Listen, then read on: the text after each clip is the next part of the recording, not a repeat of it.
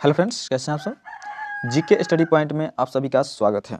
आज की इस वीडियो में लेकर आए हैं टोटल 30 प्रश्न जो कि हर कॉम्पिटिटिव एग्जाम के लिए काफ़ी महत्वपूर्ण होगा। ठीक है, यदि किसी प्रश्न का आंसर जानते हैं तो कमेंट में ज़रूर बताएं और लास्ट में ज़रूर बताएं कि आपका कितना सही हुआ है।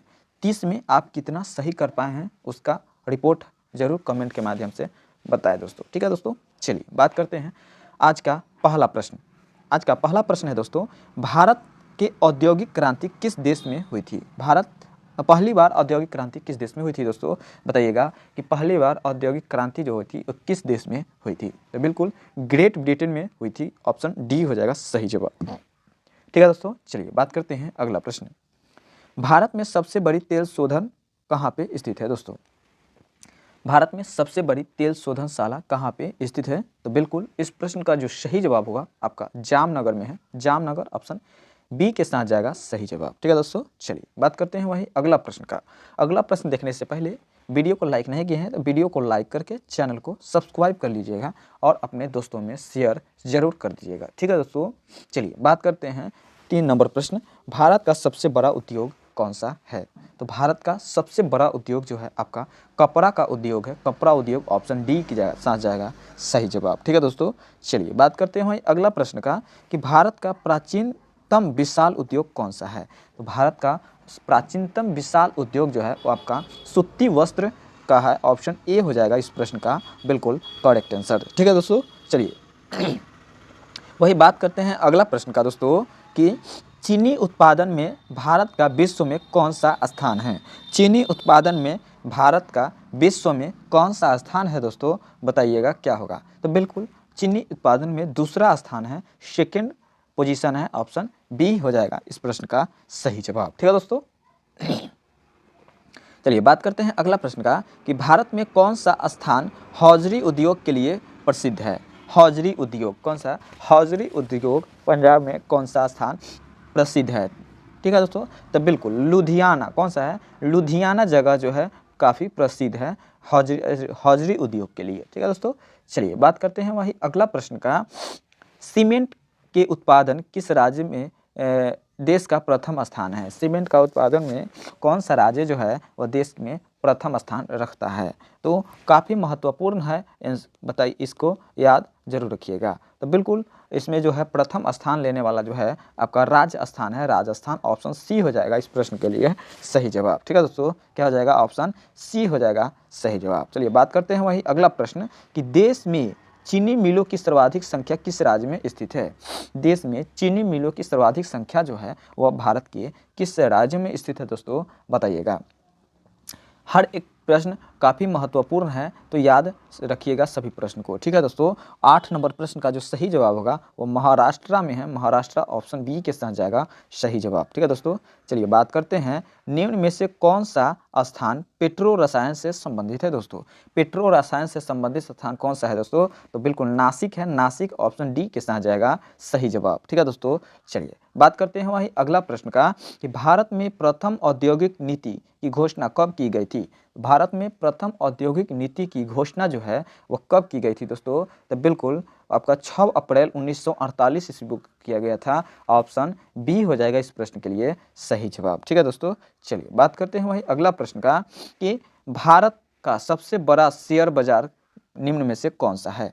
भारत का सबसे बड़ा शेयर बाजार जो है वह निम्न में से कौन सा है दोस्तों, तो बिल्कुल सबसे बड़ा शेयर जो बाजार जो है आपका मुंबई में है। मुंबई ऑप्शन बी हो जाएगा इस प्रश्न के लिए सही जवाब। ठीक है दोस्तों, चलिए बात करते हैं अगला प्रश्न।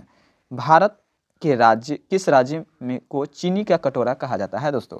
भारत के किस राज्य को चीनी का कटोरा कहा जाता है, तो बिल्कुल आपका पंजाब ऑप्शन ए हो जाएगा इस प्रश्न के लिए सही जवाब। आपको उत्तर प्रदेश को किसको, उत्तर प्रदेश को कहा जाता है चीनी का कटोरा। ऑप्शन ए हो जाएगा इस प्रश्न के लिए सही जवाब। ठीक है दोस्तों, चलिए बात करते हैं वही अगला प्रश्न का कि भारत में मिल निर्मित कपड़े का सर्वाधिक उत्पादन प्राप्त होता है।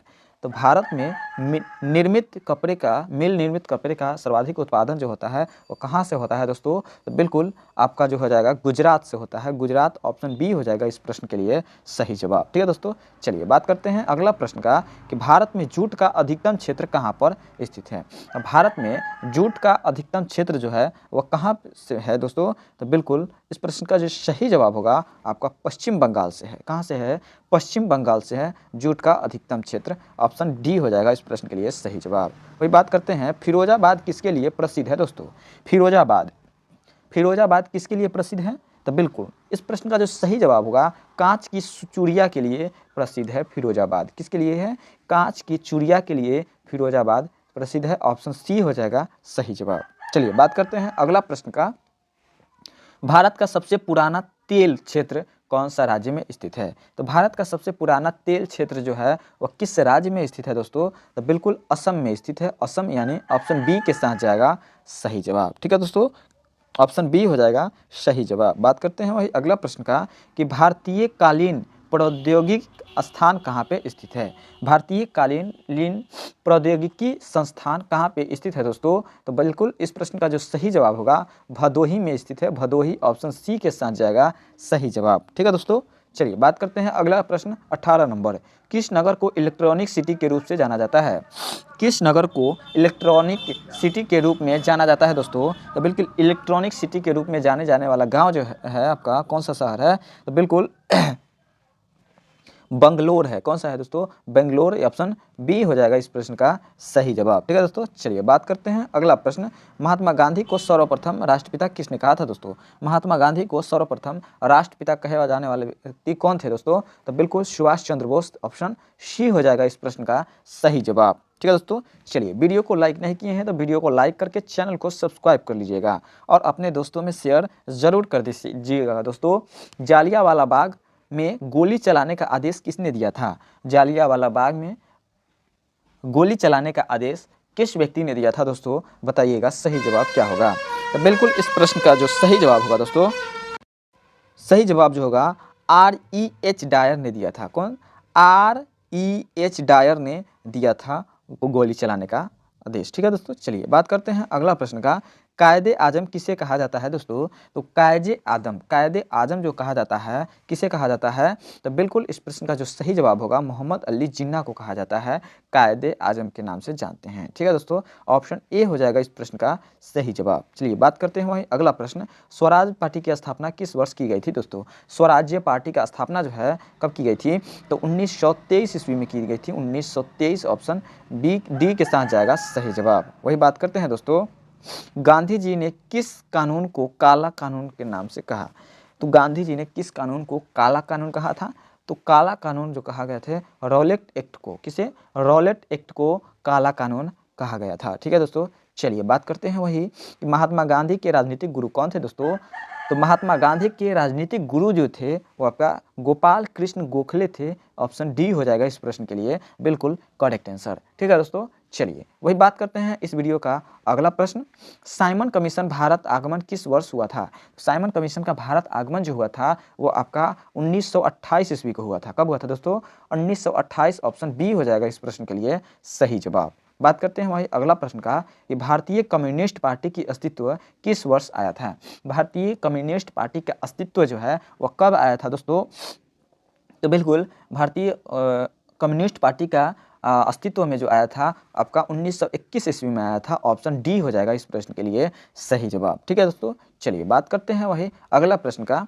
सारे जहां से अच्छा हिंदुस्तान हमारा का रचनाकार कौन थे दोस्तों? सारे जहां से अच्छा हिंदुस्तान हमारा इसका रचनाकार कौन थे दोस्तों? बिल्कुल मोहम्मद इकबाल थे। इकबाल ऑप्शन बी हो जाएगा इस प्रश्न के लिए सही जवाब। ठीक है दोस्तों, चलिए बात करते हैं वही कि भारत एवं पाकिस्तान का विभाजन किस योजना के तहत हुआ था दोस्तों?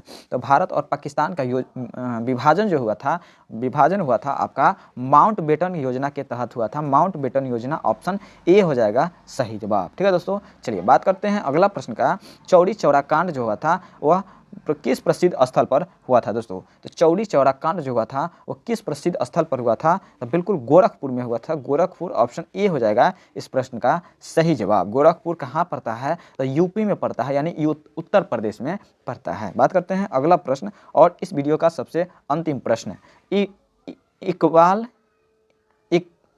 इनकलाब जिंदाबाद का नारा किसने दिया था दोस्तों? तो इनकलाब जिंदाबाद का नारा देने वाले व्यक्ति कौन थे दोस्तों? इसका आंसर जो है आप कमेंट के माध्यम से हमें बताने का प्रयास कीजिएगा। ठीक है दोस्तों, चलिए बात करते हैं कि आज टोटल 30 प्रश्न को बताएं, जिसमें आप कितना सही कर पाए हैं आप कमेंट के माध्यम से हमें जरूर बताएं। ठीक है दोस्तों, कि 30 प्रश्न में कितना प्रश्न आपका सही हुआ है। अंत तक वीडियो को देखने के लिए तहे दिल से शुक्रिया अदा। मिलते हैं नेक्स्ट वीडियो में। जय हिंद, जय भारत।